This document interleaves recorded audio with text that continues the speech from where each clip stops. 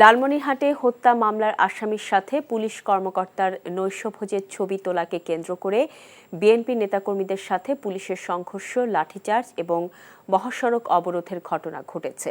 বগুড়ায় ব্যক্তি মালিকানাধীন একটি হিমাগার কয়েক বছর ধরে ভাড়ায় চালাচ্ছিলেন স্থানীয় গোকুন্ডা ইউনিয়ন স্বেচ্ছাসেবক লীগের সাবেক সভাপতি আখেরুল ইসলাম। বৈষম্য বিরোধী ছাত্র আন্দোলনের সময়ে একটি হত্যা মামলার আসামি তিনি। গতরাতে ওই হিমাগারে নৈশভোজে আসেন Rangpur metropolitan police commissioner Mohammad Majid Ali, police super Mohammad Tarikul Islam, সদর থানার ওসি আব্দুল কাদের সহ পুলিশ সদস্যরা। এ সময় স্থানীয় যুবদলের 2 কর্মী সেখানে ছবি তুললে পুলিশ বাধা দেয় এবং তাদের লাঞ্ছিত করে। পরে খবর পেয়ে সেখানে বিএনপির অন্যান্য নেতাকর্মীরা উপস্থিত হলে পুলিশের সাথে বাকবিতণ্ডা হয় এবং এক পর্যায়ে তাদের উপর বেধড়ক লাঠিচার্জ করা হয়।